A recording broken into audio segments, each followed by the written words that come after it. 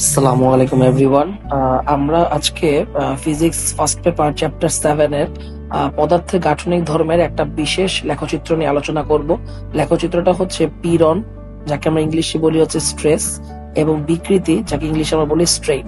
তাহলে পীড়ন বনাম বিকৃতি লেখচিত্র। সো এই লেখচিত্রে আমরা অনেকগুলা পয়েন্ট আর অনেকগুলো কার্ভ দেখতে পাচ্ছি।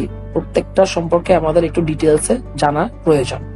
যেমন প্রথমে আমি ও থেকে পি পর্যন্ত সরল রৈখিক হারে উপরের দিকে উঠেছি। এই পিটাকে বলা হয় হচ্ছে প্রপোর্শনাল লিমিট, যাকে বাংলায় আমরা বলি সমানুপাতিক সীমা। তো এই ও থেকে পি পর্যন্ত মূলত কি হয়েছে? ও থেকে পি পর্যন্ত হয়েছে যে আমি ওয়াই অক্ষ বরাবর পীড়নকে রেখেছি। মানে আমি একটা বস্তুকে যত বেশি পীড়ন দিব, বস্তুটা তত বেশি কি হচ্ছে? বিকৃতি ঘটতেছে। তার মানে বস্তুটা উপরের দিকে উঠতেছে, অর্থাৎ আমি পীড়ন দিচ্ছি, আর ডান দিকে শিফট হচ্ছে, অর্থাৎ বস্তুটার বিকৃতি হচ্ছে।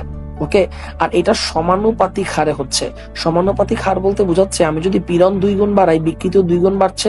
পীড়ন যদি 3 গুণ বাড়াই, বিকৃতিও 3 গুণ বাড়তেছে। এরপরে পি বিন্দু থেকে আমরা গেলাম ই বিন্দুতে।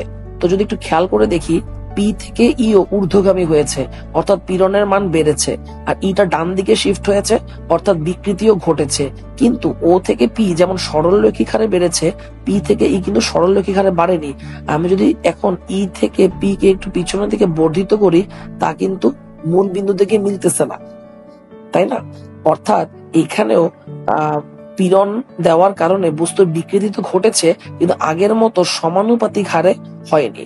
এখানে এমন হয়েছে হয়তো যে পীড়ন আমি 2 গুণ বৃদ্ধি করার কারণে বিকৃতি 1.5 গুণ হয়েছে। তো এই জন্যই এইটাকে আমরা ই দিয়ে প্রকাশ করেছি, যেখানে ই মানে ইলাস্টিক লিমিট, যাকে আমরা বাংলায় বলি স্থিতিস্থাপক সীমা। তো হুকের সূত্র অনুযায়ী কিন্তু স্থিতিস্থাপক সীমার মধ্যে পীড়ন আর বিকৃতির মধ্যে সম্পর্কটা সমানুপাতিক।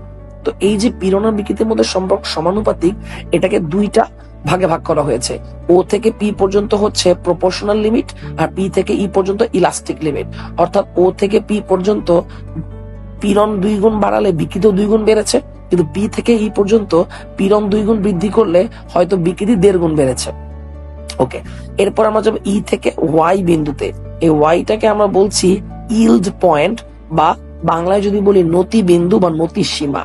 তো একটু খেয়াল করে দেখবেন, ই থেকে ওয়াই যখন আমরা এসেছি, তখন কিন্তু একটু নিচের দিকে নেমেছে, অর্থাৎ পীড়নের মানটা একটু কমানো হয়েছে। এর অর্থ হচ্ছে স্থিতিস্থাপক সীমা অতিক্রম করার পর পীড়ন আর বাড়ানোর প্রয়োজনও নেই। পীড়ন যদি আমি সমান রাখি অথবা তার চেয়ে কমায়ও যদি দেই, তবু বস্তুটা ই থেকে ওয়াইতে চলে আসবে। আর আমরা দেখতে পাচ্ছি ই থেকে ওয়াই মানে ডান দিকে শিফট হয়েছে, অর্থাৎ বস্তুর বিকৃতি ঘটেছে। তার মানে পীড়ন আমি বাড়াইনি, আগের মতো রেখেছি বা তার চেয়ে কম করেছি, তবুও বিকৃতি ঘটেছে। আর এইখানে যে বিকৃতি ঘটেছে, এটাকে বলা হবে স্থায়ী বিকৃতি। তার মানে ওয়াই বিন্দুতে আমরা পাবো হচ্ছে স্থায়ী বিকৃতি। স্থায়ী বিকৃতি মানে কি? মানে পি বিন্দু পর্যন্ত আসার পর যদি আমি বল অপসারণ করতাম, বস্তুটা আগের অবস্থানে ফিরে আসতো। ই বিন্দুতে আসার পরেও যদি আমি বল অপসারণ করতাম, বস্তুটা আগের পজিশনে চলে আসতো। কিন্তু ওয়াই থেকে যদি আমি বস্তুটাকে ছাড়ি, তাহলে বস্তু কিন্তু আগের পজিশনে আসবে না, বরং বস্তুটা আসবে হচ্ছে এইখানে। অর্থাৎ বস্তুর একটা স্থায়ী পরিমাণে বিকৃতি ঘটে যাবে। তো এই জন্যই ওয়াইটাকে আমরা বলতে হচ্ছে নতি বিন্দু।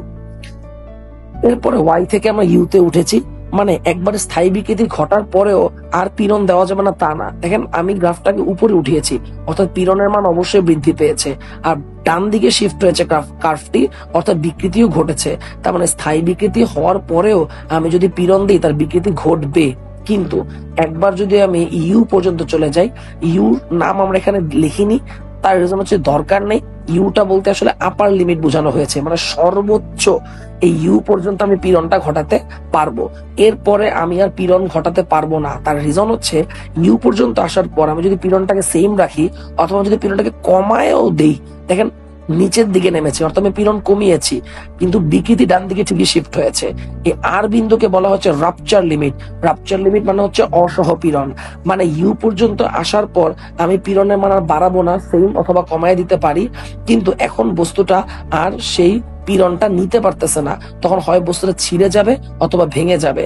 তো এটাকেই বলা হয় অসহ পীড়ন, যেটাকে আর বিন্দু দিয়ে প্রকাশ করা হয়েছে রাপচার লিমিট। তো তার মানে এখানে টোটাল আমরা 5টা পয়েন্ট নিয়ে কথা বলেছি, যেখানে পি হচ্ছে সমানুপাতিক হারে বেড়েছে, ই বৃদ্ধি তো পেয়েছে বাট ডিরেক্টলি প্রপোর্শনাল না, সমানুপাতিক হারে না। ওয়াইতে আসে আমরা দেখেছি স্থায়ী বিকৃতি দেখা যাচ্ছে, আর আর বিন্দুতে আমরা দেখতে পাবো কি অসহ পীড়ন, অর্থাৎ বস্তুটি ছিঁড়ে যাবে বা ভেঙে যাবে, এর কে মানে আর মানে আদি অবস্থায় ফিরে আনানো সম্ভব না। তো আশা করি সবাই বুঝতে পেরেছে।